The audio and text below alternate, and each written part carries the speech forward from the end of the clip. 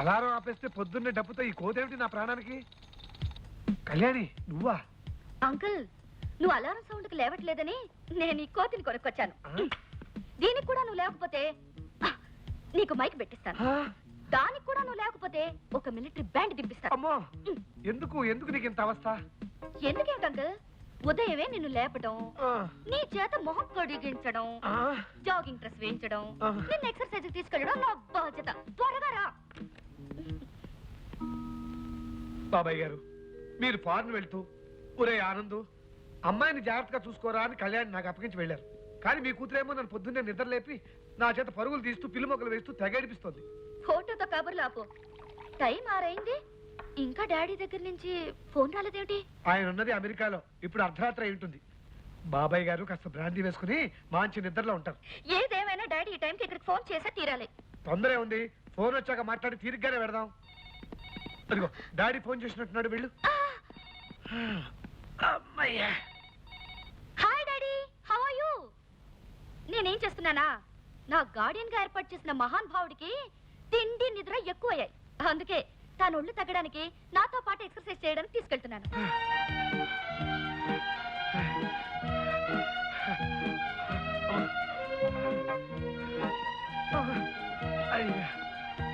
Uncle, వస్తున్నావా? వస్తున్నాను. ఏమిటంత slow? నువ్వు అంత స్పీడ్ గా పరిగెత్తి వస్తాను. రా.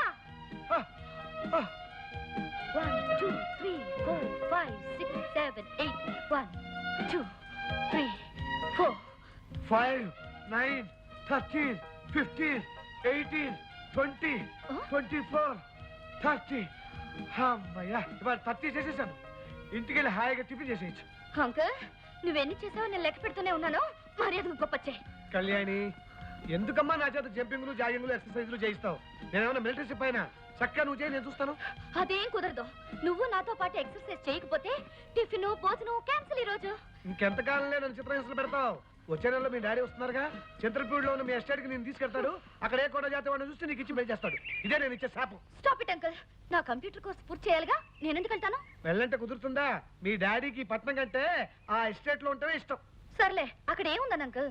ఏముందా, మీ ఎస్టేట్ చుట్టూతో అందమైన కొండలు, కంకికోన అడవి, కంబాల చెరువు, పోచమ్మ గుడి. ఎస్టేట్ ని మేనేజ్ చేసే మీ బాబాయ్ గద్ద ముక్కు పురుషోత్తం.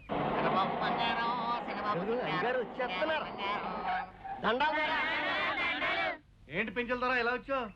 నల్లపోసమ్మ తల్లికి బోనాల పండగ చేస్తున్నావయ్యా, తమరు రావాలా? పెద్దయ్య గారు గద్దెని ఎక్కాలా? పెద్దయ్య గారు అమెరికా నుంచి వచ్చేది లేదు, చచ్చేది లేదు.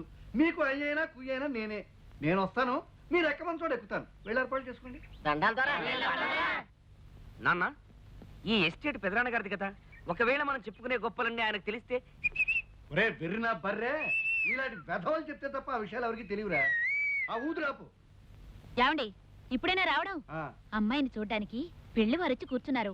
జాగ్రత్తగా మాట్లాడి ఎలాగైనా ఈ పెళ్లి జరిగేట్టు చూడండి. ఇచ్చిన బుచ్చి, ఏం మాట్లాడాలో ఎలా మాట్లాడి వాళ్ళని ఒప్పించాలో అంతా మనసులో ఉంది. నువ్వేం కంగారు పడుకు, లోపలికి పద. అయితేనే కొండకెళ్ళి గుండు కొట్టుకోవడం ఖాయం. పురుషోత్తం గారు, మీ అమ్మాయి మాకు నచ్చింది. అయితే ఇక ఆలస్యం దేనికి? శుభస్య శీఘ్రం అన్నారు. వెంటనే ముహూర్తాలు పెట్టించేసి. ముహూర్తాలు ఏముందండి, మిగిలిన విషయాలని మాట్లాడుకుంటే. వాటికి లోటేమీ ఉండదండి. మా గురించి మీరు వినే ఉంటారు. ఇదంతా మా రాజ్యమే. ఇక్కడ లోకులు మా మాటే వింటారు. ఈ ఊళ్ళో కాకులు మా పొలాల్లోనే గింజలు తింటాయి. ఏ తల్లికి తిండైనా మేమే పెట్టాలి, ఏ పిల్లికి పాలైనా మా ఇంట్లోనే తాగించాలి. ఊళ్ళో ఎవరు గుండు గీగించుకోవాలన్నా వీళ్ళే డబ్బులు ఇవ్వాలి. అంతేకాదు, ఏ గేదెకు దురదీసినా మా చెట్లకే గోక్కోవాలి, ఏ పందికి సరదా పుట్టినా మా బురదలోనే పొరలాలి, ఏ కుక్కకు టీయమనిపించినా. ఆపరా, అలా గించుకుంటూ మన చరిత్రంతా చెప్పక్కర్లేదు. అది సరే, ఈ ఆస్తిపాస్తుల వైభవం అంతా విదేశాల్లో ఉన్న రామచంద్ర ప్రసాద్ గారు అని విన్నాం. నిజమే అనుకోండి, కానీ ఆయన వరుసకి మా అన్నగారు అవడం చేత ఆస్తి వ్యవహారాలన్నీ నా మీద వదిలేసి అమెరికా వెళ్ళి స్థిరపడిపోయారు. ఏ చచ్చినా ఈ ఊరు రారు. చావడం కూడా అక్కడేనని తీర్మానించుకున్నారు. అదేమిటండి?